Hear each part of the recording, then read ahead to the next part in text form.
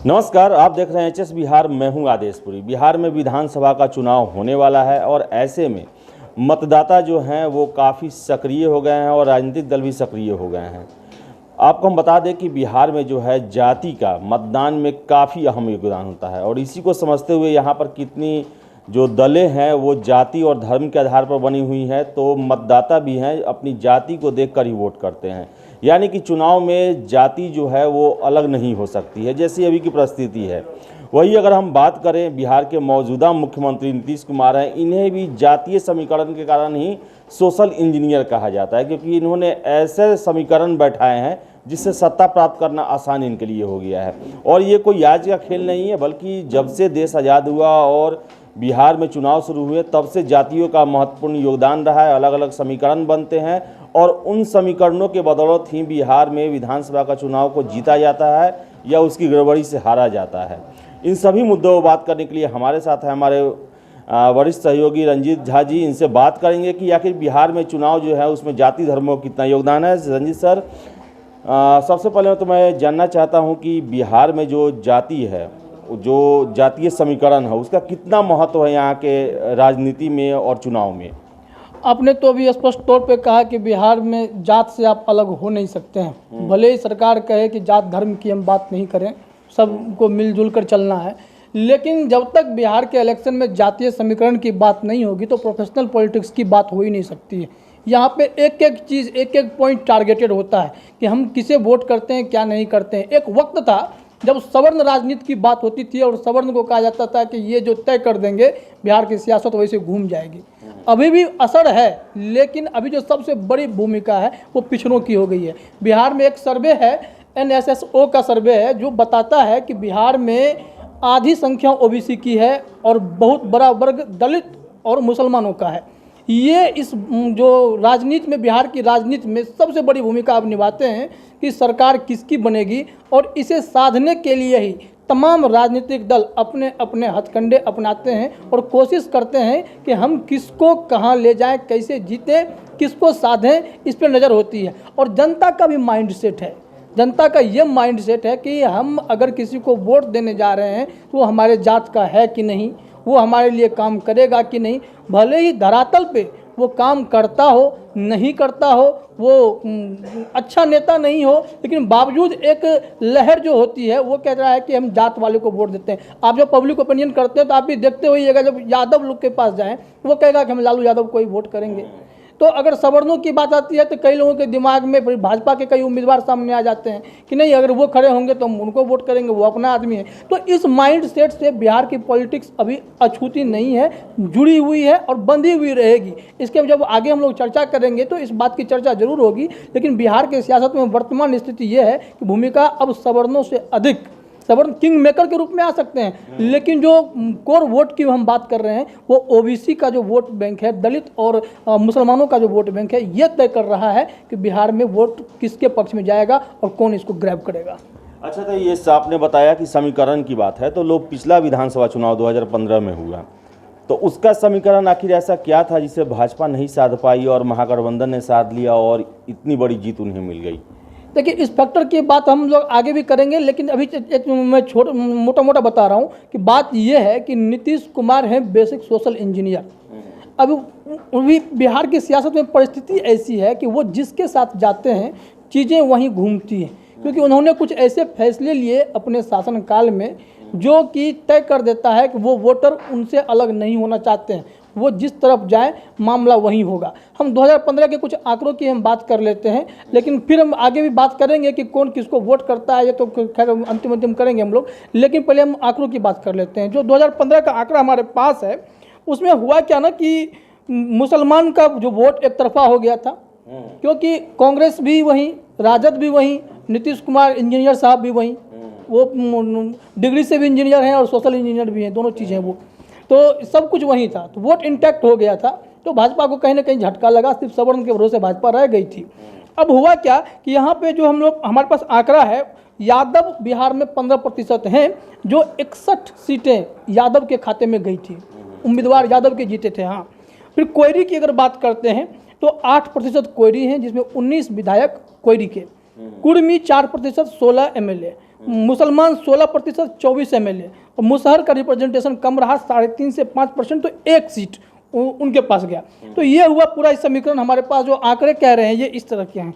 लेकिन अगर आप बात कर ले पूरा जदयू में जो लवकुश की भूमिका कही जाती है कि कुर्मी, कोयरी, कुशवाहा, इन सब को एक साथ करने में नीतीश कुमार सफल रहे, तो 2015 का जो पूरा समीकरण था ना, ये सब जो यादव, कोयरी, कुर्मी, मुसलमान, मुसहर सब एक साथ ये इस तरफ चले गए, जिसका फायदा मिला।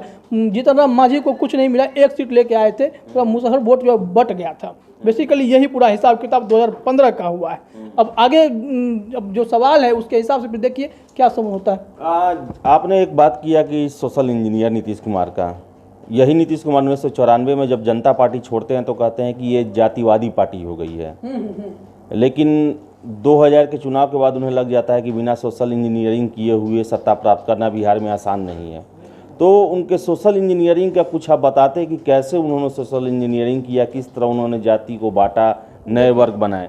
नीतीश कुमार को सोशल इंजीनियर कहा क्यों जाता है, यही सबसे बड़ी बात है, और यही बिहार की राजनीति की दिशा और दशा तय कर पाता है। कारण क्या है कि नीतीश कुमार जब सत्ता में आए तो उन्हें लगा कि हम इस वोट बैंक को कैसे साथ दें। जैसे कि लालू यादव के बारे में कहा जाता है कि मुस्लिम यादव का समीकरण वो बनाए, तो उनका समीकरण हिट हो गया, तो 15 साल उन्होंने शासन कर लिया। और उसमें जो कभी वो गड़बड़ कुछ होता था तो कहते थे कि कोई जिन्न है जो हमारा वोट इधर उधर कर देता है, या हमको दे देता है या हमसे भाग जाता है। वो जिन्न जो वो दलित हुआ करते थे। तो फिर इन्होंने ये दिमाग लगाया कि नीतीश कुमार की काट क्या है, लालू यादव से हम हटे कैसे, इनके वोट बैंक में सेंध कैसे लगाएं। तो इन्होंने सबको टारगेट करना शुरू कर दिया। ये 2014 में जो हम लोग चर्चा कर रहे थे कि ब्राह्मण में भी ओबीसी की कैटेगरी हो गई, गिरी ओबीसी हो गए, ये सबसे बड़ा देखिए। यही आप सोचिए कि कोई सोच सकता है क्या ब्राह्मण को कोई ओबीसी कैटेगरी में डाल रहा है, तो गिरी को ओबीसी में डाला गया। और आबादी 25 लाख, आप छपरा, मोतिहारी इस सब जब जाएंगे तो 25 लाख ये लोग हैं जो इसकी संख्या है। इसके बाद देख लीजिए मुसलमानों में भी वो जातिगत हिसाब लगा लिए उन्होंने। कुलहिया जो सीमांचल का इलाका है, अररिया, पूर्णिया, किशनगंज, वहाँ पे करीब 22-23 लाख ऐसे लोग हैं जो कुलहिया हैं, उनको पिछड़ा वर्ग में डाल दिए, ईबीसी में, अत्यंत पिछड़ा में डाले। तो इन्होंने क्या किया कि ओबीसी से ईबीसी निकाल दिया, दलित से महादलित निकाल दिया। तो छोटी छोटी जातियों को उन्होंने महादलित में डालना शुरू कर दिया, ईबीसी में डालना शुरू कर दिया, उनके लिए सुविधाएं दे दी। तो ये सारी जातियां धीरे धीरे लालू यादव से कट करके वो नीतीश कुमार की तरफ शिफ्ट हो गए। उसके बाद हम देखते हैं कि जैसे राजवंशी, रविदास, तो रविदास लालू के साथ हुआ करते थे, लेकिन नीतीश कुमार ने महादलित वर्ग बनाया और रविदास को उधर डाल दिया। अब नीतीश कुमार के पक्ष में चले गए।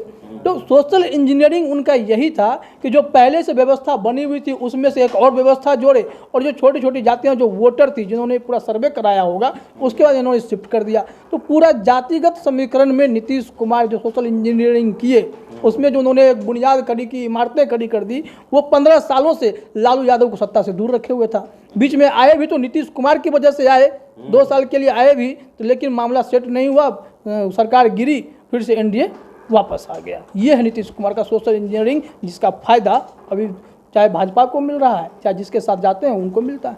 अच्छा, ये बताइए कि यहाँ बिहार में जो है ऐसा कहा जाता है कि जाति जो है उनसे दल भी बंधे हुए हैं। बिल्कुल।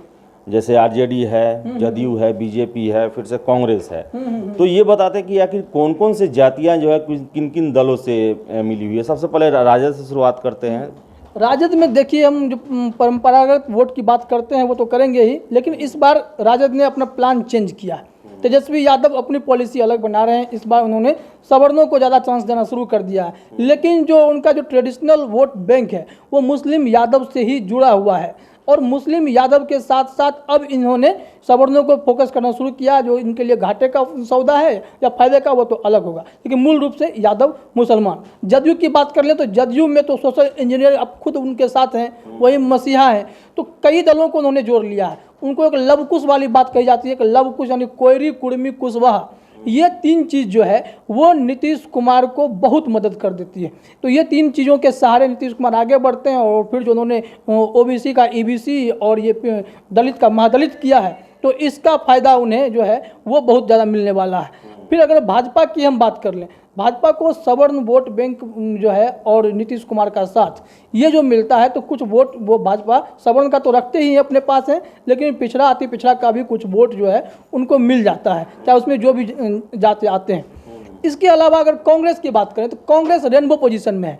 कांग्रेस की समस्या क्या है कि वो किसी खास को पकड़ नहीं पाई कि हम इस जात को पकड़ लेते हैं, इस वर्ग को पकड़ लेते हैं, ऐसा नहीं है। तो कांग्रेस के पास वही है कि छिटपुट सारे वोट हैं, कुछ सवर्ण भी हैं, कुछ पिछड़े भी हैं, कुछ मुसलमान भी हैं, कुछ अति पिछड़े हैं, दलित महादलित सब थोड़ा थोड़ा है। तो इसमें आरजेडी को फायदा ये होगा कि अगर कांग्रेस को साथ ले लें तो मुसलमान का वोट जो इधर उधर होता है थोड़ा बहुत, वो नहीं होगा, कांग्रेस वो खींच के ले आएगी और सवर्णों का भी कुछ वोट वो राजद के हिस्से में आ सकता है। तो कांग्रेस की भूमिका बस इतनी है कि जो छिटा हुआ वोट है उसको अपने कब्जे में करके राजद की मदद करते हैं। बेसिकली यही है वोट का पूरा सीन। ये कहा जाता है कि देश में जो है डेवलपमेंट हुआ है, बिहार में भी डेवलपमेंट हुआ है, यहाँ पढ़ाई की व्यवस्थाएं सही हुई है, पलायन की वजह से यहाँ पर शहरीकरण भी आया है, यहाँ के लोग शहर में भी रहे हैं। तो ऐसा कहा जाता है कि जब पढ़ाई होता है और शहरीकरण होता है तो जात पात कमज़ोर होता है और डेवलपमेंट मेन मुद्दा बनता है। क्या आपको लगता है कि 2020 का विधानसभा जो है जाति पाति पर ही रखने की कोशिश की जाएगी या फिर डेवलपमेंट के मुद्दा पर लड़ा जाएगा? और जाति पाति पर होगी तो क्या रहेगा जातीय समीकरण इस बार का मोटा मोटी? देखिए, जो आपने बात की शहरीकरण की बात की या लोगों के माइंडसेट बदलने की बात की, तो माइंडसेट तो बहुत हद तक लोगों का बदला है, लेकिन जिनका बदला है वो बिहार से पलायन करने में भी देर नहीं करते हैं। एक्चुअली बिहार में जो पॉलिटिकल सिस्टम है वो कास्ट बेस्ड सिस्टम है और न्यू कास्ट अलाइनमेंट जो है बिहार का, वही बिहार की दिशा और दशा तय कर रही है। तो ऐसे में जात पात से ऊपर उठना मुश्किल है। अगर आप वर्तमान की बात करते हैं कि क्या असर पड़ेगा और क्या सिनारियो रहेगा, तो इस बार जो जातीय समीकरण जो है वो शिफ्ट जो हो रहा है वो एनडीए की तरफ ही शिफ्ट हो रहा है, क्योंकि नीतीश कुमार जो मैंने बताया कि वो सोशल इंजीनियर हैं, तो उनके पास पूरे इन चीज़ों का डिटेलिंग है, वो सब कुछ करके बैठे हुए हैं कि किनको क्या करना है और साधे हुए लोगों को, तो उस हिसाब से उम्मीदवार भी खड़े कर देते हैं, उसी हिसाब से उन सीटों पर आकलन करने के बाद सब कुछ तैयार करते हैं।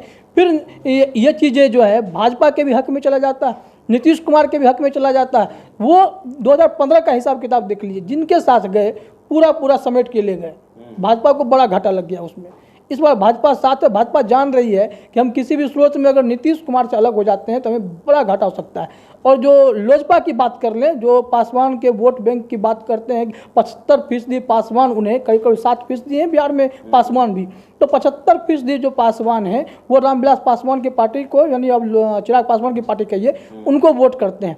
तो परिस्थितियां जो हैं इस बार बदली हुई, चिराग पासवान को भी कहीं ना कहीं डर है कि अकेले लड़ेंगे तो कुछ नहीं होने वाला है। ये नूरा कुश्ती है पूरा का पूरा उनका, कि वो मैदान में माहौल बना रहे हैं कि बस सीट जितना ले सकें, क्योंकि सीटों की कहानी अलग है कि कैसे क्या होता है सीट पे, वो तो अलग कहानी है, लेकिन वो अलग नहीं होंगे। बैठक 2-3 दिन भाजपा ने समय भी दिया है कि आप कर लें, क्योंकि जो पासवान का वोट वो भी चाहेंगे कि हमारे पास रहे, और चिराग भी चाहेंगे कि बिना इन दोनों के मदद के, बिना सोशल इंजीनियरिंग के हम मंजिल तय नहीं कर पाएंगे। वो अलग नहीं होंगे। ये जो है ये खेल ज़्यादा दिन चलेगा नहीं, क्योंकि अब नोटिफिकेशन भी हो गया है, तो नॉमिनेशन भी आज से शुरू हो गया, तो जल्द से जल्द इन चीज़ों पर फैसला भी होगा, चीज़ें बदलेंगी। अगर सब कुछ ठीक रहा तो बिहार इंडिया में समझिए जातीय समीकरण इनको ही फायदा पहुंचाता दिख रहा है।